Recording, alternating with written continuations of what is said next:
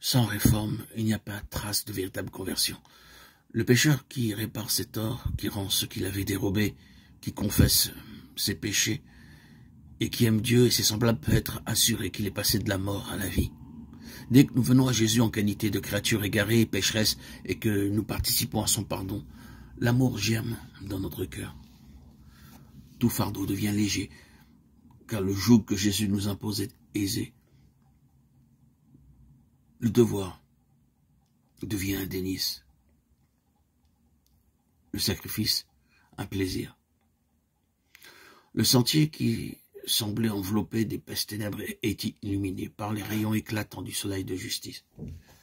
La beauté du caractère de Jésus se retrouvera chez ses disciples. Il prenait plaisir à faire la volonté divine. Aimer Dieu et vivre pour sa gloire étaient les deux puissances de sa vie. Toutes ses actions étaient ennoblies et embellies par l'amour. L'amour vient de Dieu. Le cœur irrégénéré ne saurait le produire. Il ne se trouve que dans le cœur où Jésus règne. Nous l'aimons parce qu'il nous a aimés le premier. 1 Jean 4, 19. L'amour est à la base de tous les actes du cœur régénéré par la grâce divine.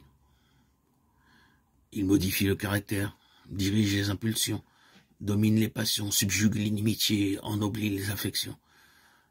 Cet amour, cultivé dans le cœur, adoucit la vie et répand une influence ennoblissante dans tout autour de soi.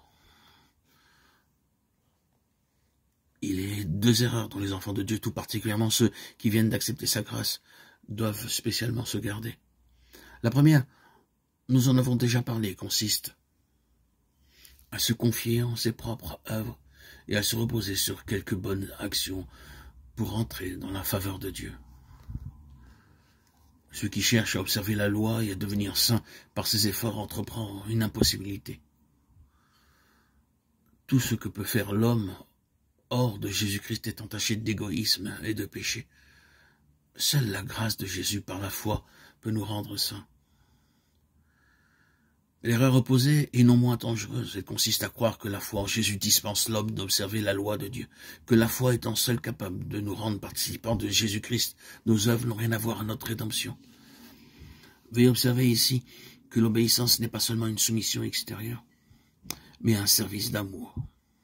La loi de Dieu est un reflet de sa nature. C'est l'expression du grand principe de l'amour et par conséquent la base de son gouvernement dans le ciel et sur la terre. Si nos cœurs sont transformés à la ressemblance de Dieu, si l'amour divin est implanté dans notre âme, ne mettrons-nous pas en pratique la loi de Dieu dans notre vie? Quand le principe de l'amour est enraciné dans notre cœur, quand l'homme est transformé à l'image de celui qui l'a créé, cette promesse de la nouvelle alliance est accomplie. Je mettrai mes lois dans leur cœur et je les écrirai dans leur esprit. Hébreux 10, 16. Et si la loi est écrite dans le cœur, ne façonnera-t-elle pas la vie? Une obéissance, une soumission qui est à l'amour pour mobile. Voilà la véritable preuve de notre conversion. Aussi est-il écrit, l'amour de Dieu consiste à garder ses commandements. Celui qui dit « je l'ai connu » et qui ne garde pas ses commandements est un menteur. Et la vérité n'est point en lui. 1 Jean 5, 3, 2, 4. Loin de dispenser l'homme de l'obéissance, la foi et la foi seule le rend participant de la grâce de Jésus-Christ, qui le met à même d'être obéissant.